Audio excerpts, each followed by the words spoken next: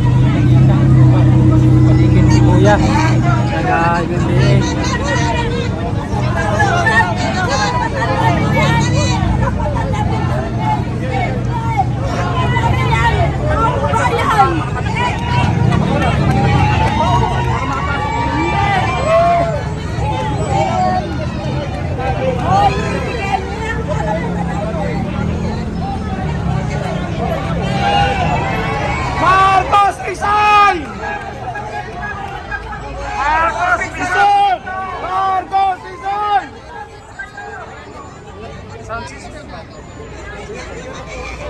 Hindi, ano, yung ano ba? Electric na liter ba? Ah,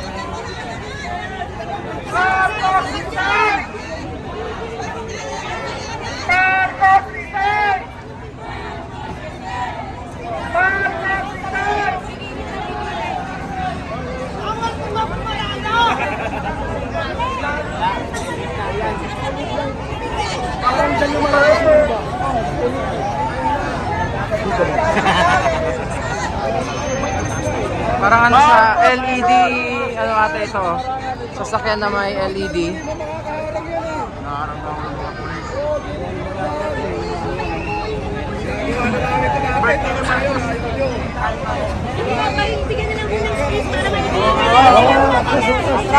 Atras! Para maka-parking na! Para maka-parking!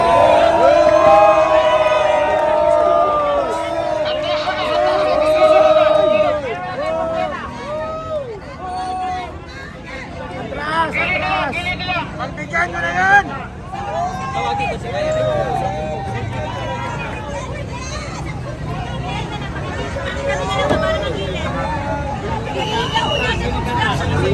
Ayaw talaga. Pagbigyan nyo na yan!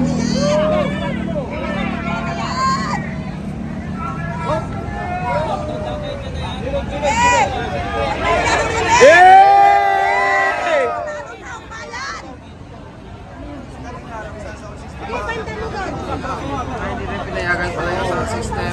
Hindi na nga pinayagan sa system natin eh, pati pagkain, hearing, grabe naman yan.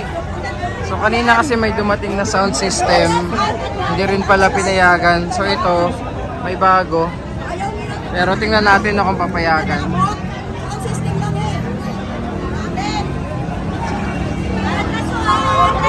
Pinayagan.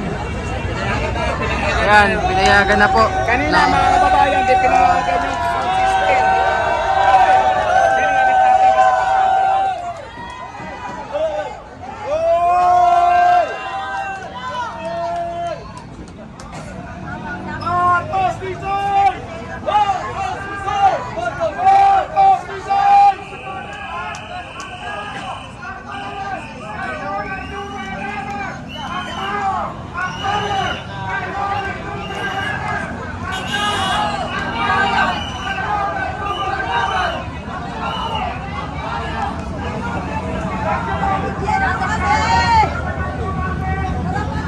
Okay, so andito pa rin tayo sa Robinson's Galleria sa labas. Sa may EDSA, no? 4:54 na ng hapon.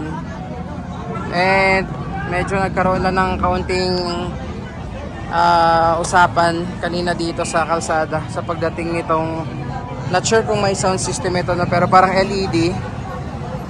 Kasi yung sound system kanina hindi pinayagan, pinadiretso daw. Pero this one po mukhang pinayagan naman po ng ating mga kapulisan and security marshals. Bring him up! Bring him up!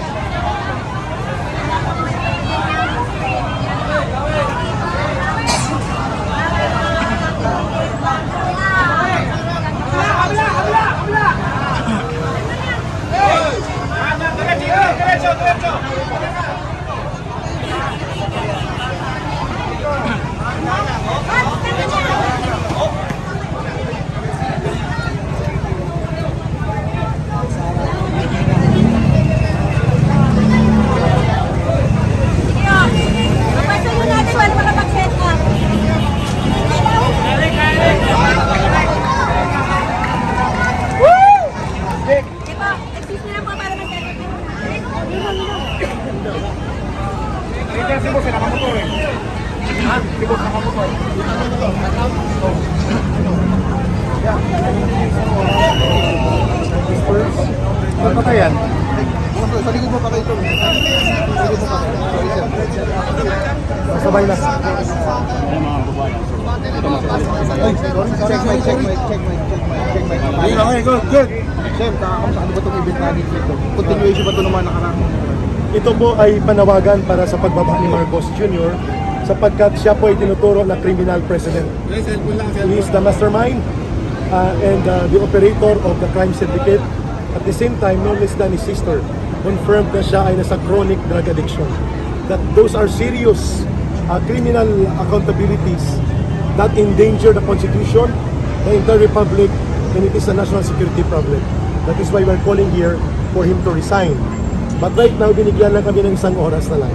Dahil may misa daw sa Itza Shrine. And then mayroong problem sa, ang lugar is private. Hindi sa Freedom Park. That we negotiated to General Agradante, yung, I think this is Eastern Police District, Commander ng Eastern Police District, nabibigyan kami ng isang oras until 6 o'clock. Bigla lang po ba ito, sir? O nag-secure kayo ng ibang lugar sa ibang lugar o hindi na-upload? Nag-apply ng permit ang grupo ng United People's Initiative doon sa People Power Monument, denied. So, lumipat kami dito as alternative venue. Kasi ang aming pag-aakala, ang bangketa, pwede namang pansamantala, gamitin ng tao. Hindi naman kami nag-obstruct sa traffic. So, ang pakiusap din ng police, 1 hour before the start of the mass, magkakaroon ng dispersal temporarily and then to apply for a permit sa EDSA Shrine. At yan ay sa Coraparuco yan ng EDSA Shrine. You're apply for another permit. Ibig sabihin, sir, continuous. This is continuous. Pero sabi ng police, kung walang mga ganito na may nakaharang at gilid lang, they can tolerate. Pero kung ganito na may instruction na, they can only give maximum of 1 hour. So I will talk to the other leaders. 5 grupo nandito eh. Marcos Resign, Marcos Alis, United People's Initiative, Bangon Sambayanan, and Christian Muslim Alliance. Yung in-announce kagabi ni Senator Amy Marcos, malaking impact po ba ito para sa panawagan natin? Ay upo, all along, ang pag-iisip ng taong bayan ay adik si Marcos. What Amy Marcos did last night was a confirmatory declaration. That means, from the very beginning, Marcos should have not been elected as president. So tingin niyo, Delikado. Kasi kasalanan din ni Amy, pero bumabawi siya. Kasi inilihim niya ito eh. Kung ito ay nabulgar during the election time, Marcos would have never been elected as president. so tingin niyo, sir, kung mayroong mas authoritative na magsabi na nagdadrugs ang presidente, si Senator Amy. Definitely, it's not going to be Ping Lacson, not going to be Claire or Larry Gadon. It will be Amy Marcos. Kasi yan ay direct personal experience and direct actual personal knowledge. Like, Saldico, walang pwedeng magsalita sa sindikato kundi kapwa sindikato. Thank you, sir.